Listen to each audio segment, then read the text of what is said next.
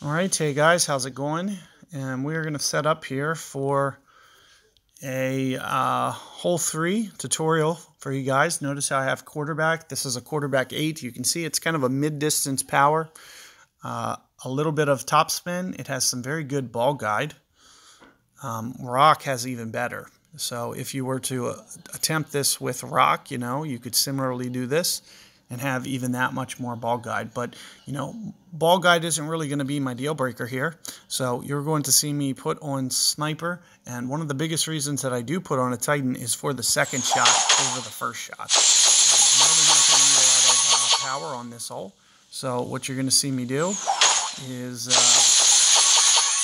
I'm going to try to basically just worry about positioning into the fairway and make sure that I have enough power to be able to get my sniper there. So that's the reason that I use a Titan. Of course, you could technically back off, especially if you had, say, a sniper 10.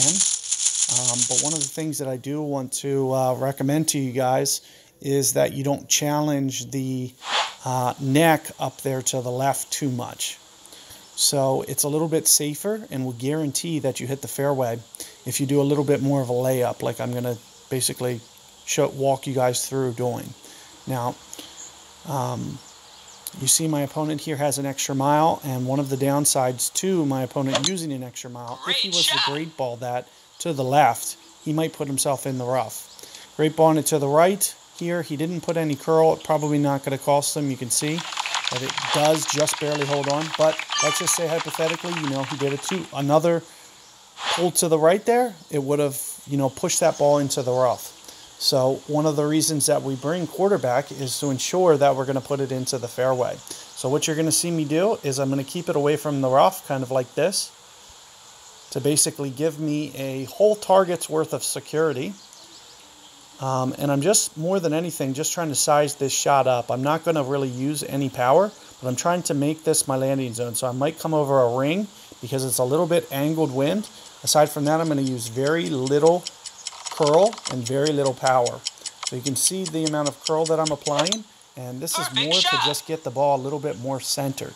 So if you stay away from that edge and curl it back like I did, it's going to shoot much more down the middle, and you're going to keep yourself very safe on this approach.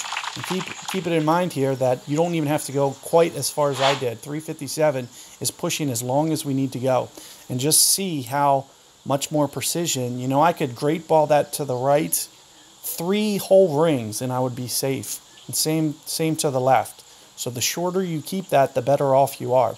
So you don't need to go any more power than I did. You can even take off a little bit.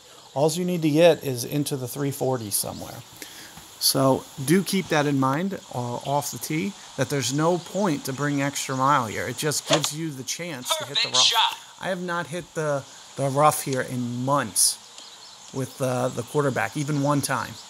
So that basically eliminates any doubt that I can get to the green and easily score eagle.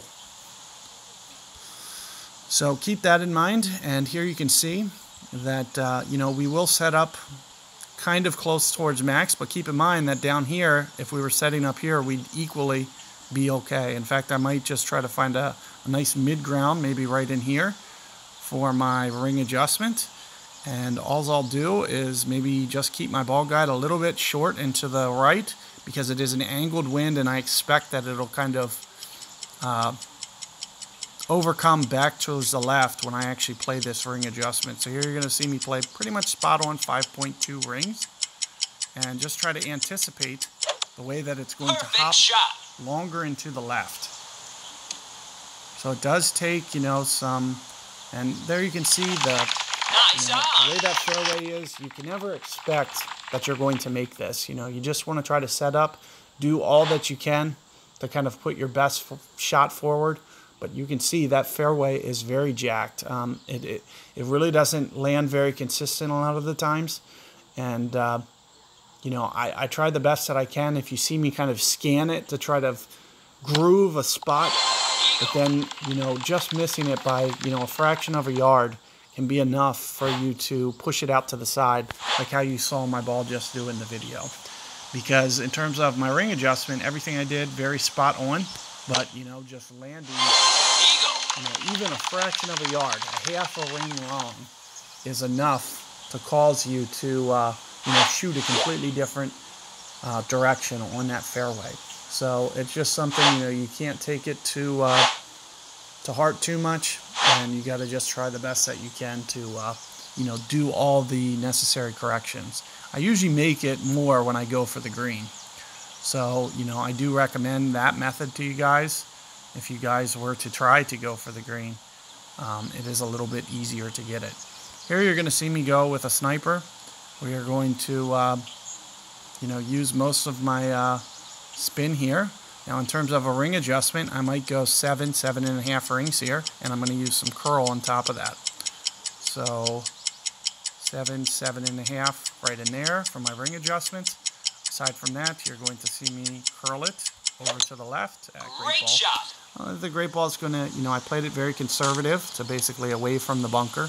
I don't think the great ball would end up really costing me there, but you can see that that's going to give us a very consistent result and a nice shootout attempt. And with that method, it's not going to work for every wind direction. It's going to, have some variance to it. And that's one of the biggest reasons that, I do recommend Guardian for your tour play for you guys. But if you don't have the Guardian on because you went for a sniper precision shot, because you wanted the holdout, we need an alternate method to kind of compete with the Guardian. And there is the shot that I'm going to give you, as kind of the best method to... It's going to have some variance. It might come up short sometimes. It might run long. And Guardian's going to be more consistently. If you were to just do a full backspin Guardian off the fairway, it's going to be technically your best bet. However, we got to find a way to beat Guardian shots in case somebody has it in tournament play and we don't have our Guardian equipped.